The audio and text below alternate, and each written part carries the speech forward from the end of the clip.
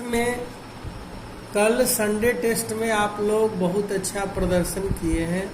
आप सब लोगों ने व्यंजन संधि और अव्यय दोनों की परिभाषा और उदाहरण बहुत ही अच्छा लिखे हैं। आज मंडे से हम लोगों का ई लेसन प्लान शुरू हुआ है और ई लेसन प्लान के तहत आज का विषय है जननी तुल्य वत्सला। माता के समान प्रेम दूसरा नहीं होता है, या माता की तरह प्रेम दूसरा करने वाला नहीं होता है। अब इसकी मुख्य बिंदु है कि माँ की ममता के महत्व को समझना है आपको। दूसरा है कि माँ के आशीर्वाद के बिना जीवन और यह संसार दुखमय हो जाता है। इसलिए हर व्यक्ति को माँ की आशीर्वाद की आवश्यकता होती है और माँ का आशीर्वाद ही फलदायी होता है। केवल मानव जीवन में ही नहीं बल्कि पशु पक्षी कीट पतंग और वृक्षों में भी मातृभाव उत्पन्न होता है और उस मातृभाव को अच्छी तरह से समझना या समझाना। बच्चे के बिना माँ की भी स्थिति बहुत अच्छी नहीं होती है।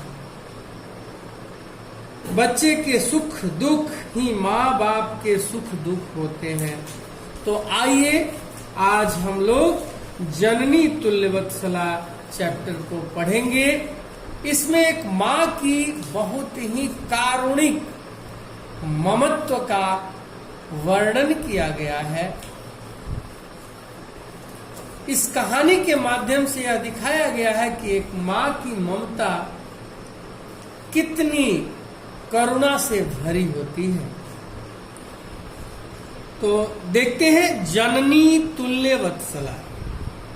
कश्चित कृषकः वलिवर्दाभ्याम क्षेत्र कर्षणम कुर्वन् आसीत्। कोई किसान बैलों से खेत जोत रहा था।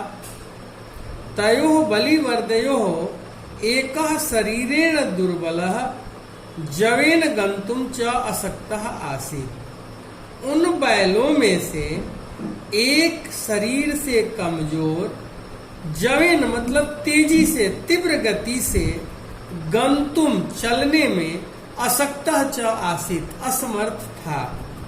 अतः कृषकः तम दुर्बलम वृषभम तोदनेन नुद्यमानः अवर्तत। इसलिए किसान उस कमजोर बैल को कष्ट देकर जबरदस्ती जोत रहा था, हाँक रहा था, जबरदस्ती हाँक रहा था। स वृषभः हलम ऊढ्वा गंतुम अशक्तः क्षेत्रे पपापात। और वह बैल हल को उठाकर गंतुम चलने में अशक्तः असमर्थ था, क्षेत्रे पपात और खेत में गिर गया। क्रुद्धा कृषि बलः, क्रोधित किसान, तम उत्थापयितुम, उसको उठाने के लिए बहुबारम यत्नम अकरोत्, बहुत बार प्रयत्न किया। तथापि वृषः नोत्थितः, फिर भी वह बैल नहीं उठा। भूमौ पतिते स्वपुत्रम दृष्ट्वा, भूमि पर गिरे अपने पुत्र को देखकर, सर्वधेनु नाम मातुः, सभी गायों की माता सुरभि के नेत्राभ्याम अश्रुणी आविरासन, नेत्रों से आंखों से आंसू निकलने लगे।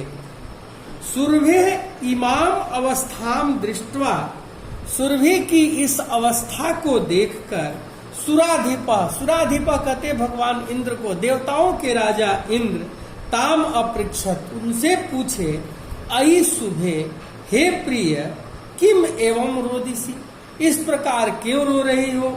उच्यताम, बोलो। साच और वह, साच और वह,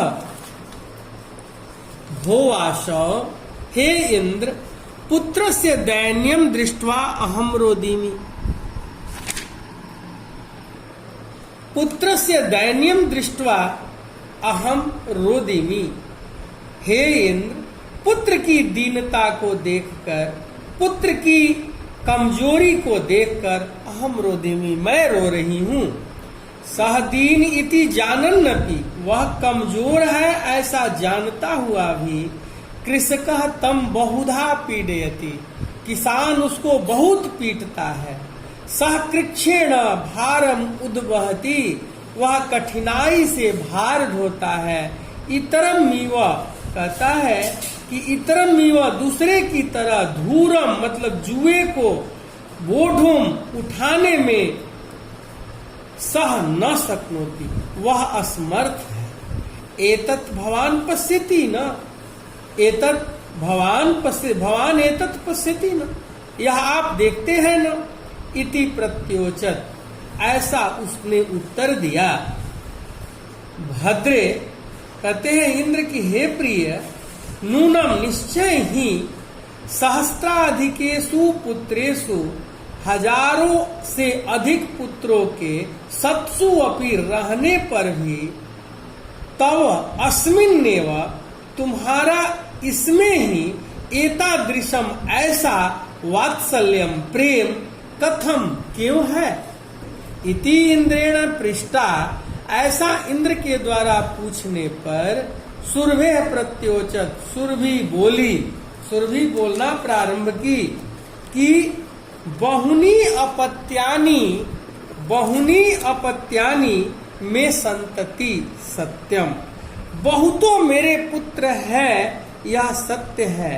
तथापि अहम एतस्मिन् पुत्रे, फिर भी मैं इस पुत्र पर विशिष्य, मैंने विशेष प्रकार के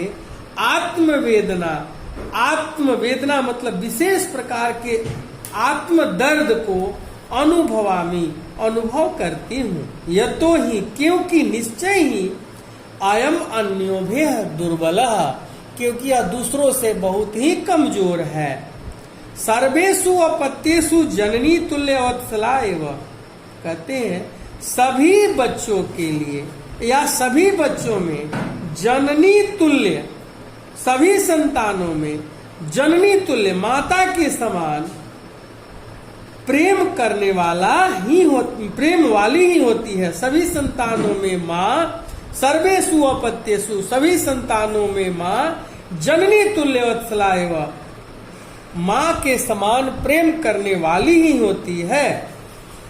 तथापि दुर्बलेषु ते मातुः अभ्यधिका कृपा सहजैव, तो भी निर्बल पुत्र में माँ की अधिक कृपा सहज है, स्वाभाविक है।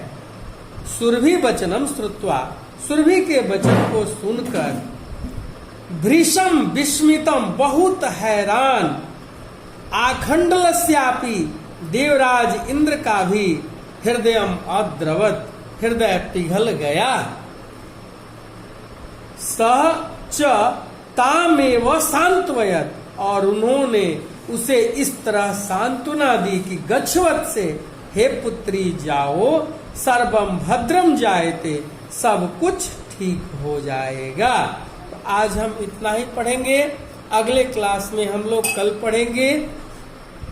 तब तक आप लोग कठिन शब्दार्थ, कल का मेरा विषय वस्तु होगा कठिन शब्दार्थ, संधि विच्छेद, आप अवश्य ही इसे देख लेंगे। थैंक यू, धन्यवाद।